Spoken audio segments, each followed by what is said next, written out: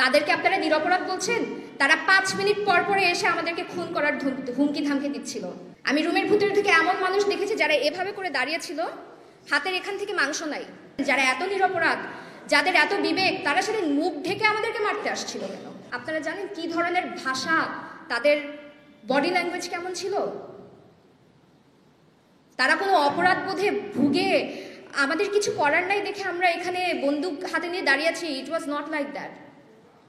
আমাদের শিক্ষা এবং আমাদের আপব্রিঙ্গিং এর জন্য আপনাদেরকে আমি ঠিক সেই কথাগুলো উচ্চারণ করে বলতে পারছি না।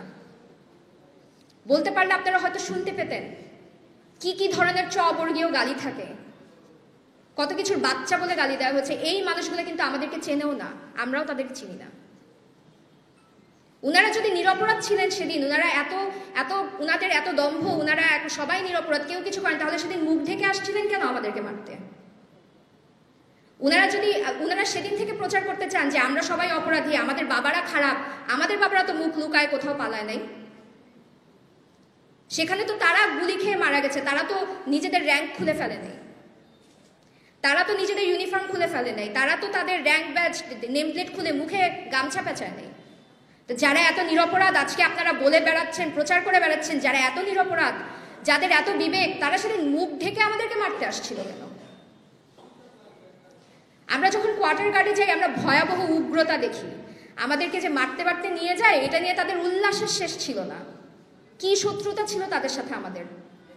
না তারা আমাদের সাথে কোনোদিনও বসে এক কাপ চা খাইছে, না আমরা খাইছি, না তাদের সাথে আমাদের কোনো বাকবিতণ্ডা হয়েছিল। হ্যাঁ, হতে পারে কারো কারো এজেন্ডা ছিল, কেউ হুজুকে কাজটা করেছে।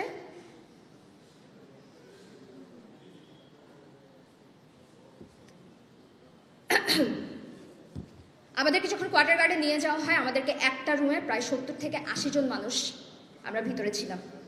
এবং যেহেতু ভিতরে আরো অনেক মানুষ ছিল, আমাদেরকে শুধুমাত্র ধাক্কা দিয়ে ঢোকানোর জন্য আমাকে পর্যন্ত তারা মাথার পিছনে বন্দুকের বাট দিয়ে মারা হয়। আমি পিছনে লাথি খাই, বুটের লাথি খাই।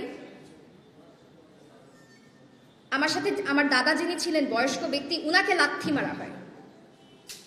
আমার মা আপাদমস্তক আবায়া পরা ছিল, আমার মাকে শুধুমাত্র সামনে দেওয়ার জন্য, দুজন আন্টিকে সামনে দেওয়ার জন্য, আমার বাচ্চা ভাইটাকে সামনে দেওয়ার জন্য আমরা যখন ওনাদেরকে সামনে ঠেলে দিই, আমাদেরকে পিছন থেকে রীতিমতো ক্যাটেলের মতো, পোলট্রির মতো আমাদেরকে একটা রুমে ঢোকানো হচ্ছিল।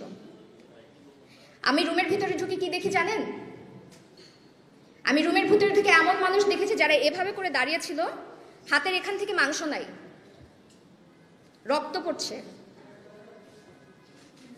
এলো পাতারি তারা বেয়োনেট দিয়ে খুঁচিয়েছে। আমার পাশে একজন আঙ্কেল ছিলেন, আমি একটু নড়লেই উনি হঠাৎ করে বিরক্ত হয়ে উঠতেন। আমি চিন্তা করতেছি যে আমরা কেউই এখানে দাঁড়াতে পারি না, বসতে পারি না, আমি নড়লে উনি বিরক্ত হচ্ছে কেন?